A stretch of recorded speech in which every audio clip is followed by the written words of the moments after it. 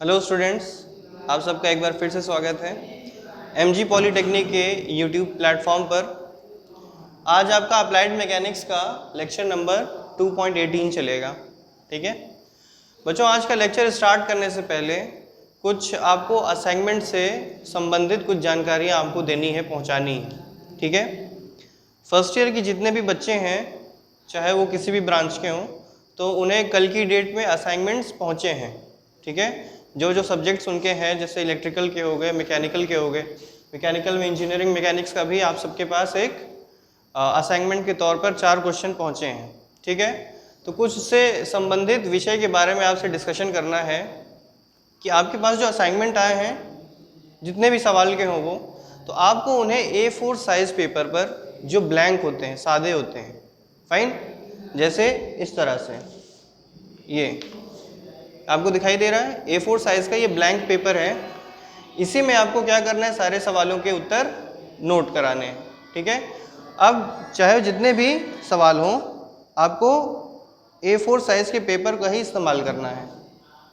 ठीक है बच्चों, उसके बाद जैसे मान लीजिए कि आपके पास जो असाइनमेंट आपने किया उसका उत्तर लिखा A4 साइज़ की शीट पर, 3-4 शीटें हो गई अगर, तो आप उसको एक स्टेपल करिएगा। उसको किसी भी फाइल में या फोल्डर में करके लाने की ज़रूरत नहीं है, क्योंकि इसके पीछे रीज़न क्या है कि जो भी आप उत्तर लिखेंगे, हमें बस उत्तर देखने से मतलब है। ठीक है, आपका ये फोल्डर में लगाना, फिर उसका जो है कंटेंट बनाना और उसको बहुत ज़्यादा डेकोरेट करना, इस सब से अभी हम लोग का मुराद नहीं है।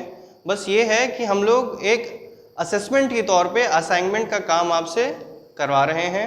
यदि अगर इन फ्यूचर आप लोगों को प्रमोट करने की बात चलती है, तो इसी इंटरनल असेसमेंट की ही बिना पर उसी से संबंधित आपको प्रमोशन दे दिया जाएगा, उसी से एवरेज मार्क्स निकाल के आपको प्रदान कर दिए जाएंगे। ठीक है बच्चों, तो यह असाइनमेंट जो है आप लोग को मतलब हर कीमत पे मतलब जमा करना है। जमा करने की तारीख आपके पास 12 तारीख से 16 तारीख की है, और आपको ऑफिस टाइम में आना है, जो कि 10 से 2 बजे का है। ठीक है, तो सारे स्टूडेंट्स जो जो ये वीडियो देख रहे हैं, सुन रहे हैं, और जो नहीं सुन पा रहे हैं, तो उन्हें भी आप पहुंचा दें कि 12 से लेके 16 तारीख तक, ठीक है, 10 बजे सुबह से दोपहर 2 बजे तक आप अपने अपने असाइनमेंट्स लेके आइए, कॉलेज में जमा कराइए। प्लस साथ साथ इसी दिनों में आपके रजिस्ट्रेशन भी चल रहे हैं नए सेशंस के।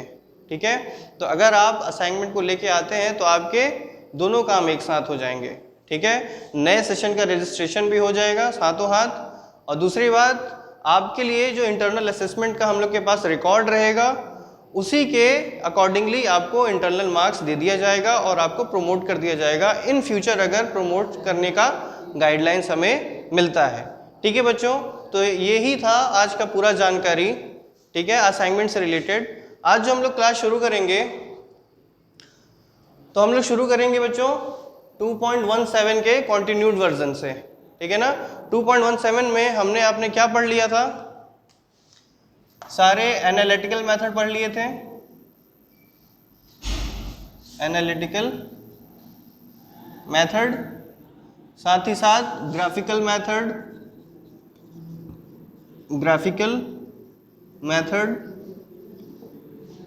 ग्राफिकल मेथड में भी 3 टाइप के थे ना आपके, कौन कौन सा, एक triangle law of forces, fine, दूसरा क्या था, parallelogram, parallelogram law of forces, और लास्ट वन क्या था, आखिरी वाला क्या था, polygon, polygon law of forces. ये चारों मेथड आपने पढ़ लिए थे। चारों मेथड के अपने अलग अलग लिमिटेशंस हैं। जैसे ट्रायंगल लॉ ऑफ फोर्स आपके सिर्फ 2 फोर्स पर ही एप्लीकेबल है। जब किसी पिंड पर 2 ही फोर्स लग रहे होते हैं, तो उससे आप ट्रायंगल लॉ ऑफ फोर्स से उसका रिजल्टेंट और डायरेक्शन दोनों निकाल सकते हैं। पैरेललोग्राम ये भी 2 फोर्सेस के लिए ही काम आता है।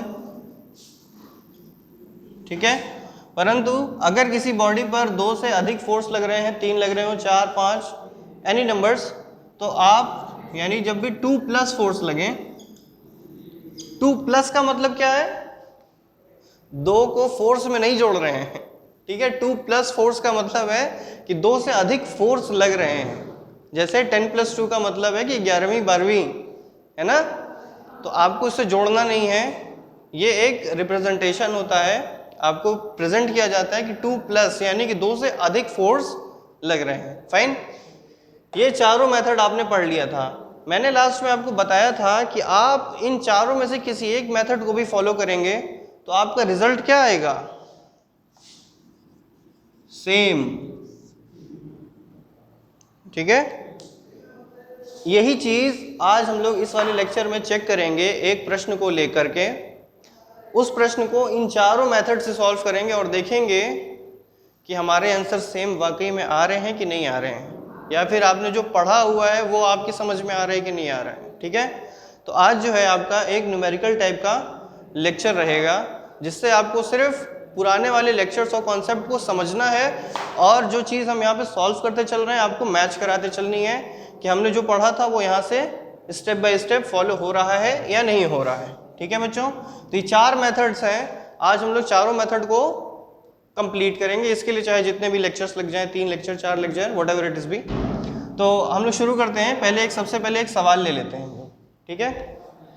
मैं इसे एक रफ कर दे रहा हूँ, आप लोग चाहें तो इसे स्क्रीनशॉट लेके रख सकते हैं। मैकेनिक्स बच्चों एक ऐसा सब्जेक्ट है जो 2 सब्जेक्ट से मिलके बना है, मैथ्स और प्लस फिजिक्स। तो जिस बच्चे की मैथ्स या फिजिक्स या दोनों ही बहुत स्ट्रांग है, बहुत अच्छी है, तो उसे एकदम हलवा लग रहा होगा ये सब्जेक्ट, उसमें कुछ है ही नहीं और वाकई में कुछ भी नहीं है। परंतु अगर जिसे फिजिक्स में या मैथ्स में कोई परेशानी आती है तो उसके लिए थोड़ा सा एडजस्ट करने में मुश्किल होगा, बहुत ज़्यादा डिफिकल्ट नहीं है, एडजस्ट करने में मुश्किल होगा, जो कि कुछ दिनों के अंदर उसे फ्रीक्वेंटली ला दिया जाएगा, ठीक है। हम लोग इसीलिए आपके यहाँ पर आपके लिए यहाँ पे मौजूद हैं, ताकि आपको किसी तरह की भी कोई भी परेशानी का सामना ना करना पड़े। फाइन, सबसे पहले एक सवाल लेते हैं हम लोग, क्वेश्चन नंबर 1, ठीक है। 2 फोर्सेस से A एंड B, 2 फोर्सेस हैं A and B of 21 Newton and 28 Newton respectively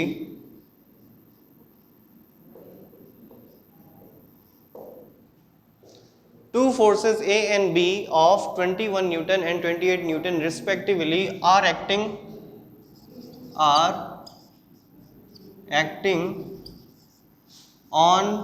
a body at given angle. कौन कौन से एंगल पे? पहले केस में है 90 डिग्री के एंगल पर, दूसरे केस में है 60 डिग्री के एंगल पर, ठीक है। फाइंड, आपको क्या करना है, ढूंढना है क्या, रिजल्टेंट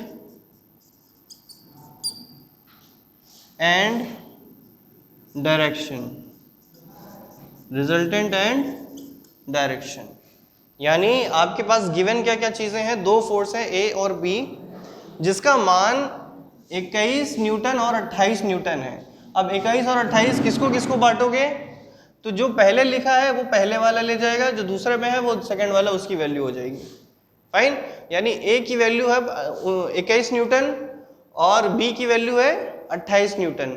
जब भी आप ये कहीं पे लिखा हुआ पाएं रिस्पेक्टिवली, इसका मतलब ये है कि जो सा भी टर्म पहले आया है तो उसकी वैल्यू पहले वाली ही उस पर असाइन हो जाएगी। यानी A की वैल्यू आप 28 नहीं ले सकते हैं जब कहीं पे रिस्पेक्टिवली लिखा हुआ है, ठीक है।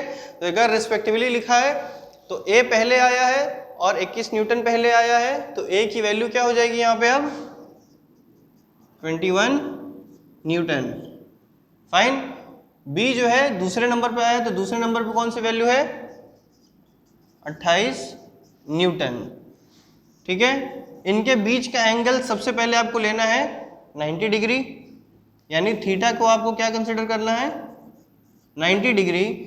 इस पर क्या है कि आपको रिजल्टेंट और डायरेक्शन लेना है, निकालना है, ठीक है ना। रिजल्टेंट और डायरेक्शन का फॉर्मूला हमने लिखवाया था, फॉर्मूले पे पुट करना है, रिजल्टेंट और डायरेक्शन आपको फाइंड आउट करनी है।